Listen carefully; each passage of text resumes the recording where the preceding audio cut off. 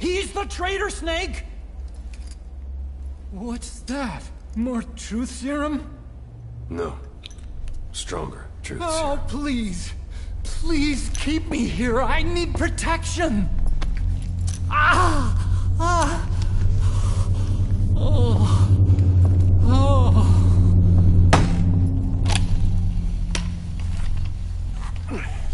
Oh. Why?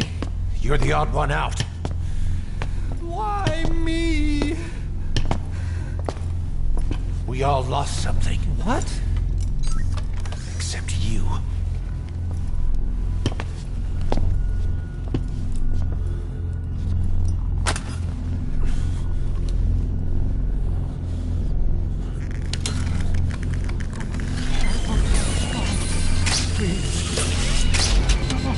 Don't!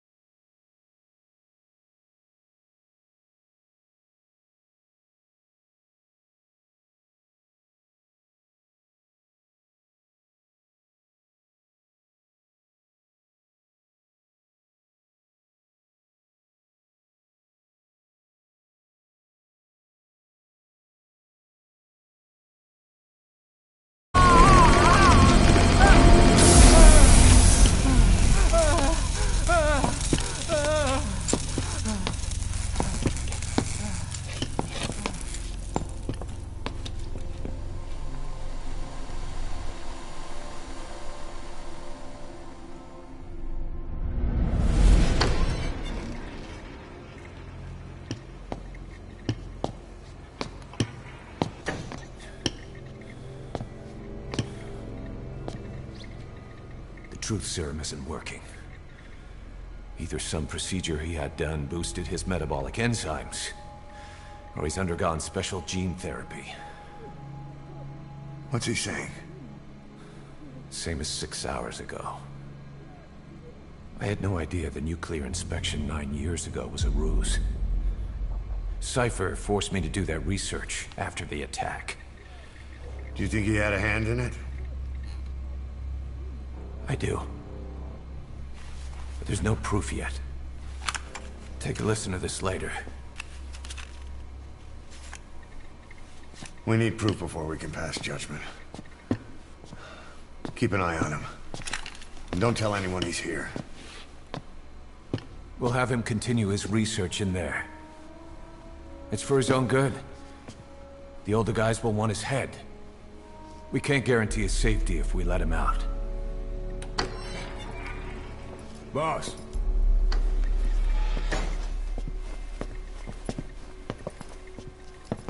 He mentioned something interesting. The reason why they pulled their plug on the operation in Afghanistan. He said their funding started going to Central Africa instead. Cypher is pursuing new research in Africa. Africa? What research?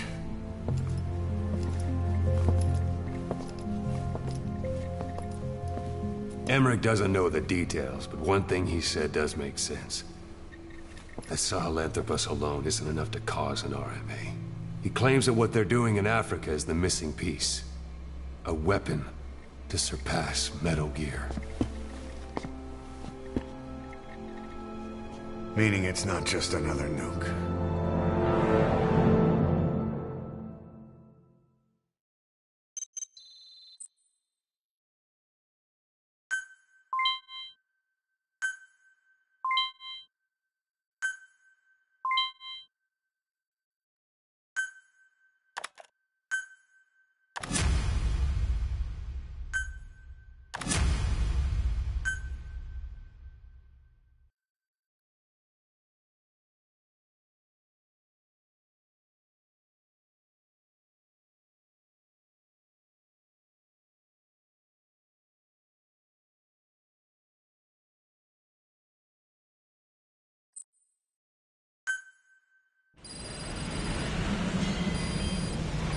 Boss, there's no doubt about it.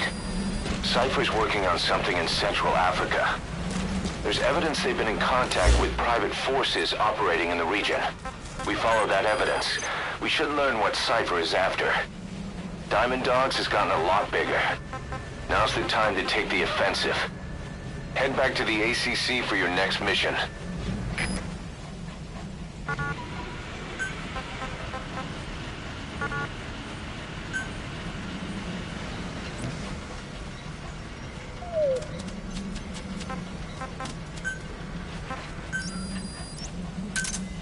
Roger. Good job.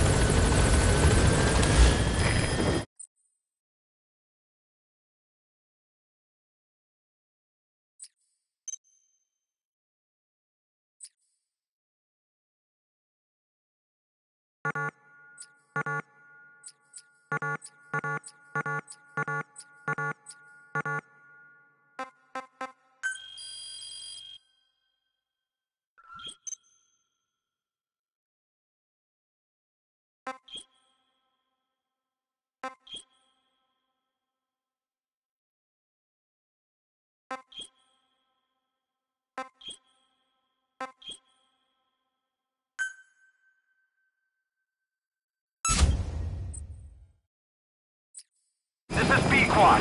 Arriving shortly at LZ.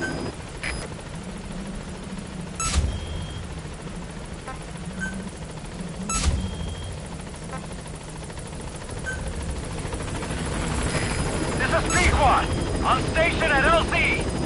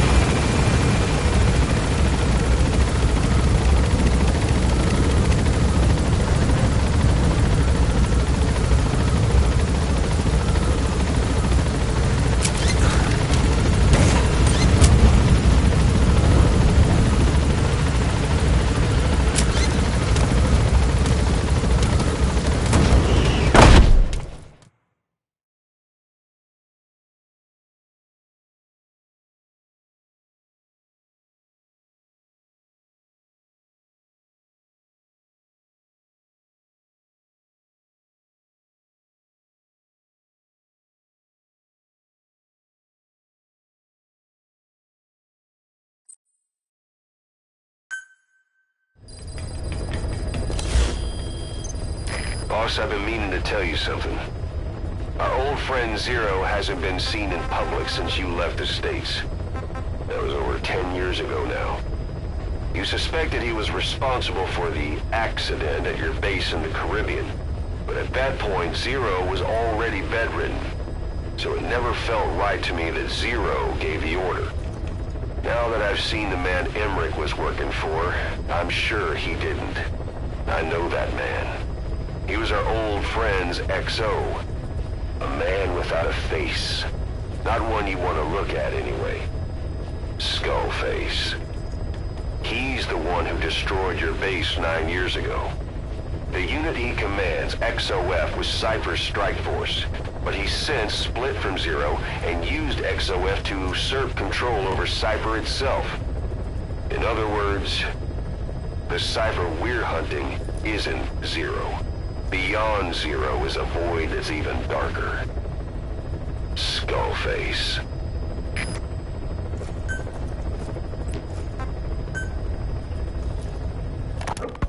A sniper known as Quiet is lurking in the Afghan wilderness. This Quiet has performed a string of hits on Soviet officers. The attacks always occur in the same area, but sweeps of the area turn up no traces whatsoever. They've even posted guards, but they never spot a thing. And then before you know it, another body's lying on the ground. You ever heard of someone who operates like that? No matter how still and silent a person tries to be, they always create some kind of ripple.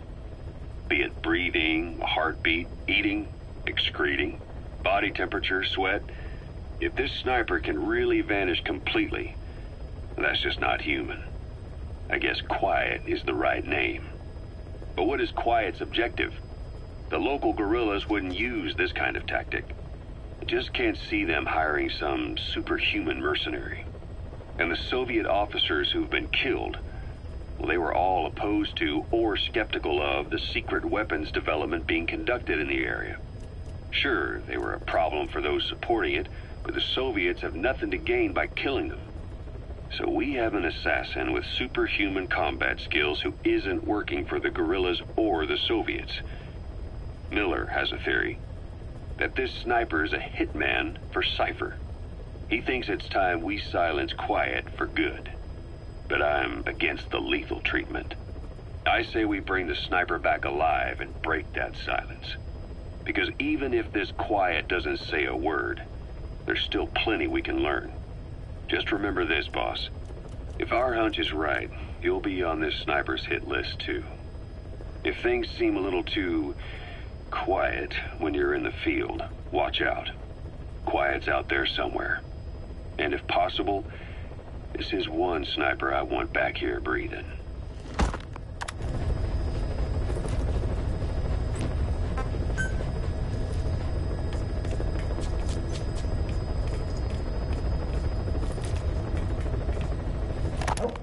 It wasn't just Cypher. Back in the Caribbean,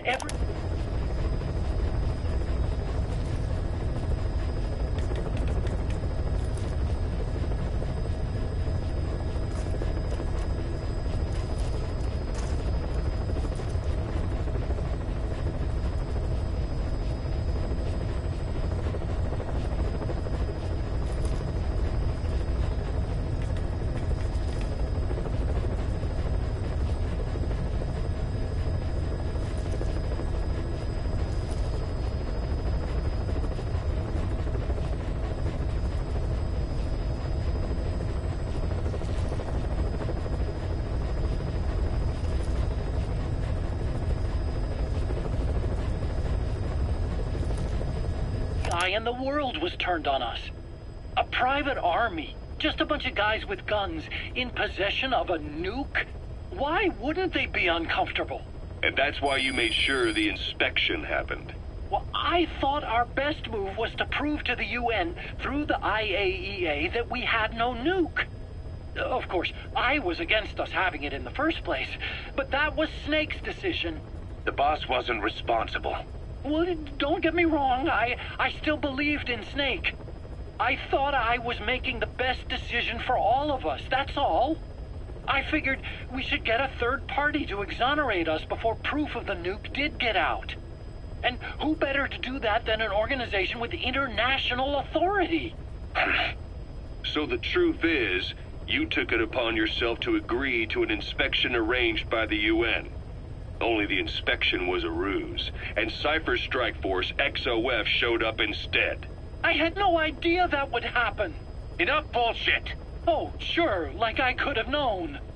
You know, I was just trying to prove our innocence to the world. What's wrong with that?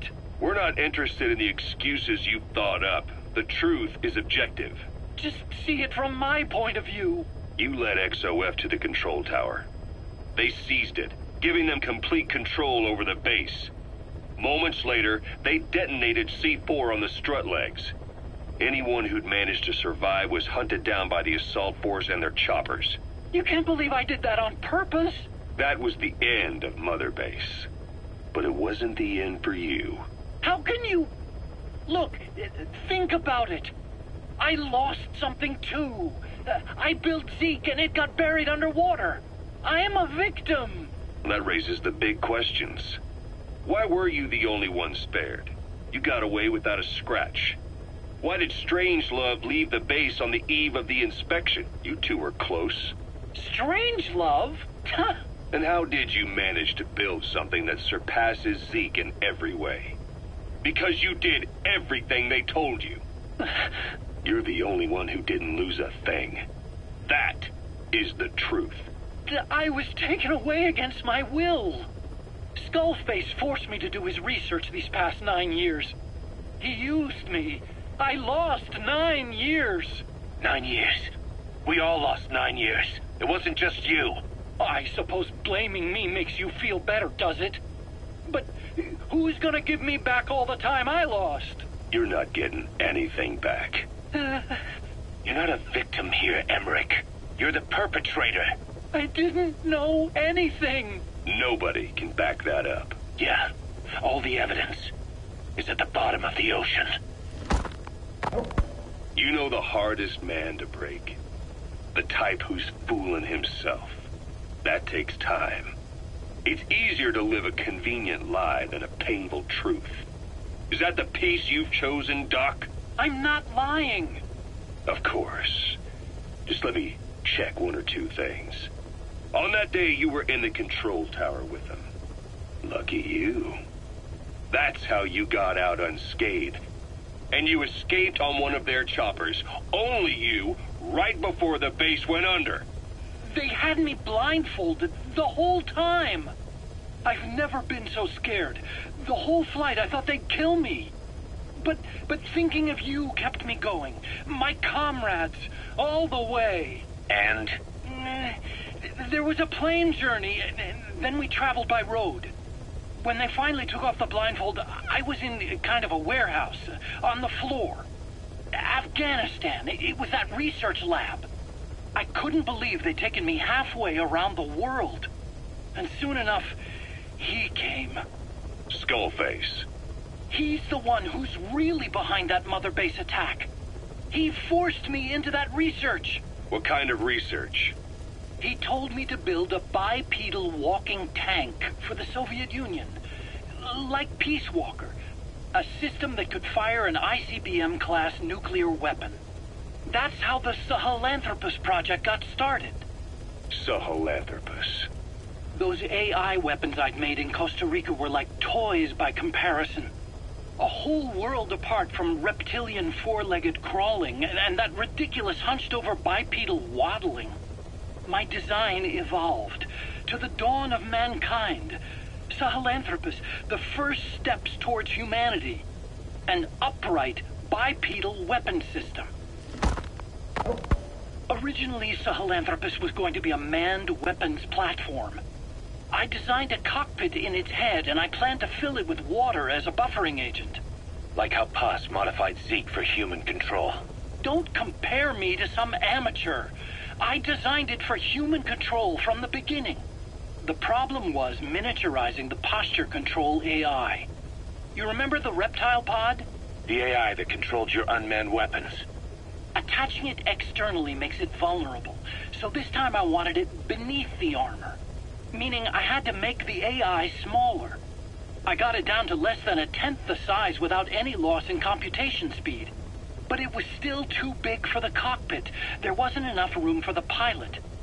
If I made the head bigger, its body would have to be bigger to support it. Too big to be practical. In the end, human piloting was taken off the table. I tested a remote control system too, but there was the time lag, and I wasn't satisfied with its precision either. Plus, it would be useless if the enemy jammed it. So next, I went back to trying an AI-only system. To do that, I had the AI pods recovered from Nicaragua. This was a hybrid AI, a combination of Peace Walker's reptile and mammal pods. The only AIs that had ever successfully operated an unmanned nuclear weapon system. Really? You'd need some help to get that working. Expert help. Did you work with someone? I worked alone. You did that yourself? That's the thing. The AI didn't pan out in the end either. But I did finally get Sahelanthropus walking by folding over its upper body to lower its center of gravity. The first upright bipedal locomotive weapon system in the history of mankind. I guess technically it falls into the anthropoid ape category.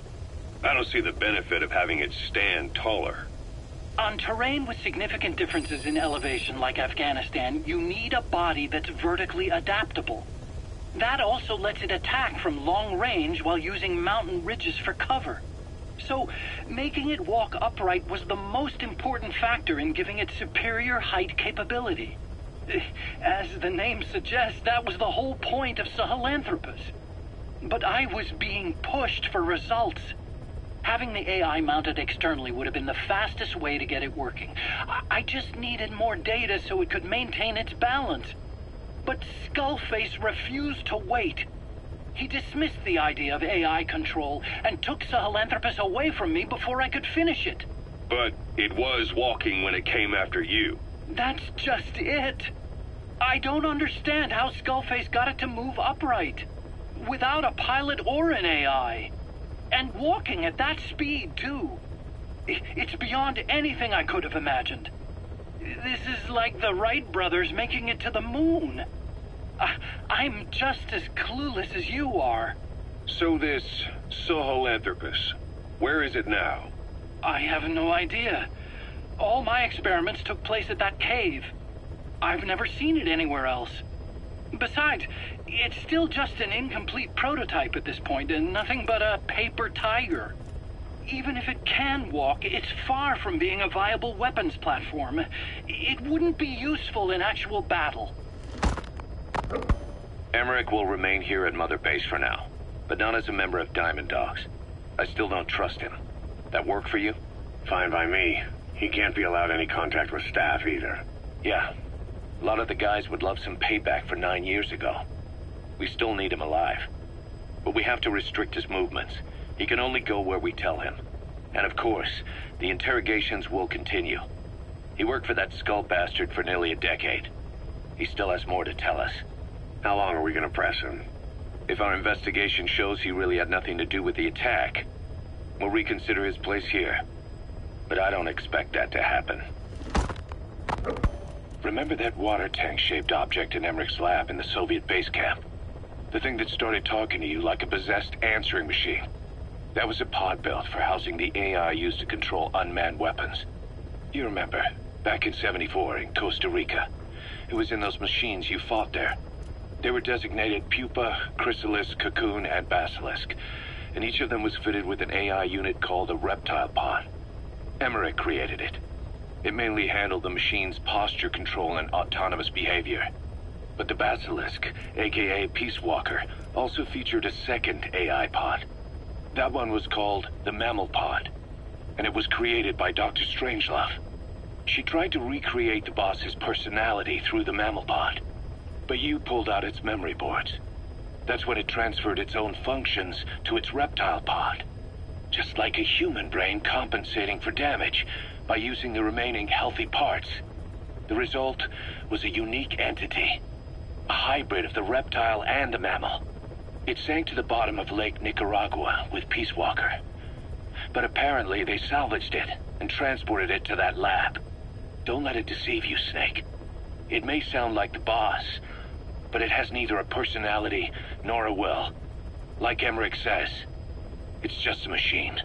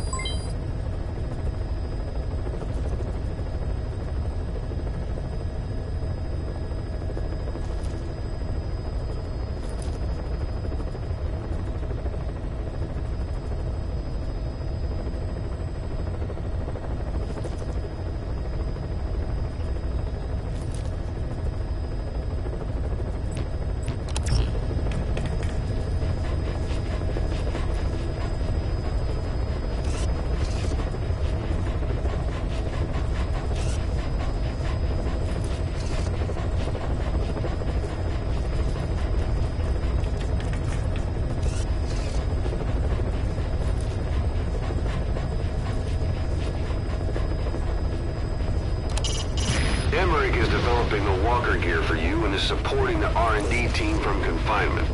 We're continuing to monitor him to make sure he doesn't try anything.